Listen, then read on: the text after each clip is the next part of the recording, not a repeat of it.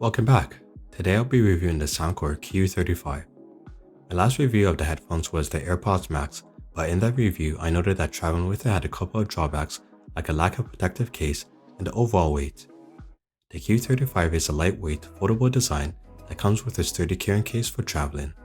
And the case are a few things like the USB charging cable, the 3.5mm headphone jack cable, and the 2-prong airplane adapter. The overall construction of the Q35 is plastic, so it does feel cheap to the touch. On the right ear cups are the media buttons and the 3.5mm port. On the left ear cups are the power button, the noise cancellation buttons, and the USB charging port. LDAC technology is part of this headphone, meaning that it has 3 times more data transmitted to the Q35 than via standard Bluetooth codecs. This lossless transfer ensures that you hear every tiny detail in your audio. The ear cups are made from a soft plushy leather and with the interior made from soft memory foam.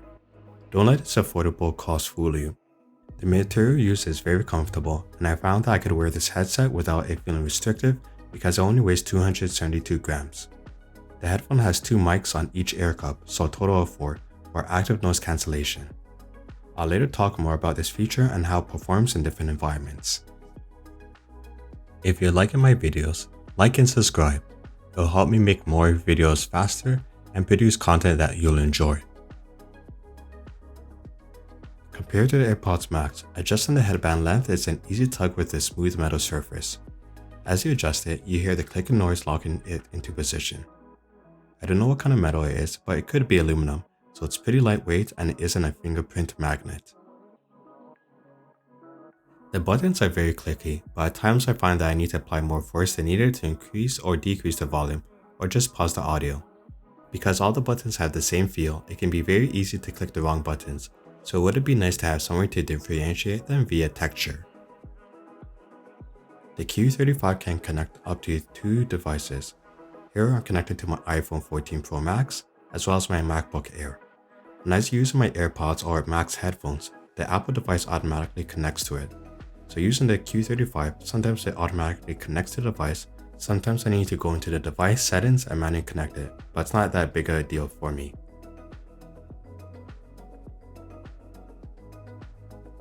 In my testing, I found that the fast charging is pretty great and is as advertised. 5 minutes of recharging gives about 4 hours of listening. I also observed that I was able to get about 40 hours of listening in noise cancelling mode, but 60 hours in normal mode. The Soundcore app gives you details about the headphone's battery, but more importantly, it gives you a bunch of audio presets like dance, hip-hop, jazz, and more. Depending on the audio you're into, like podcasts, you can build your own custom EQ profile from these presets. There's also the Superior Sleep option that makes sense for those who need ambient noise to have a good night's rest in a noisy environment like an airport, or if they're next to noisy children. One of the problems I had with the Q35 is the audio leaks from the ear cups. Here, I have some music playing at 40%, but you can hear it. So the trade-offs with these headphones is that they aren't tight on your head, but the audio leaks. Just like the audio can leak out to people around you, environmental audio can leak in, which I'll show in the outdoor demo. So Soundcore advertises that the Q35 has AI algorithms in it that is being tested thousands of times to make the call crisp, clear, and free of unwanted noise. This is how it actually sounds. So right now I'm just testing the Q35's microphone just so you can hear how it sounds if you're supposed to make a call with it.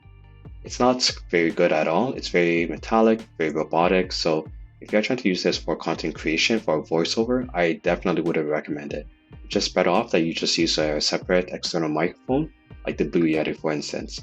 If you are just using the headphones for like teleconferencing call like Zoom or Google Meets call, then it's fine, it will do the job, but that's really it.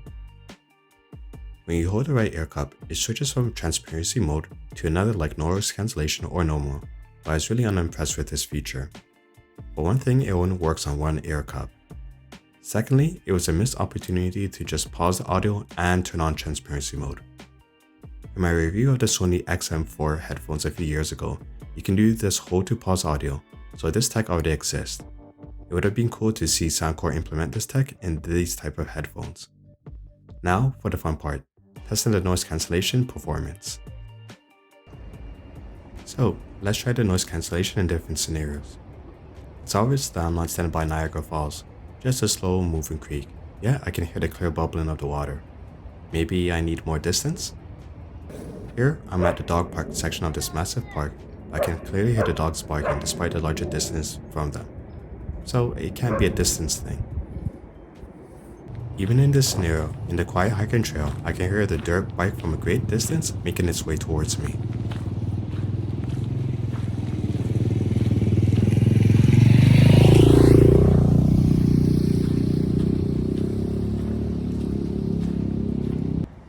Even with the public buses that are hybrid power sources, so gasoline and electric, I can still hear the hum driving by. Or how about it's just people talking in low voices? Still, I heard them with noise cancellation on.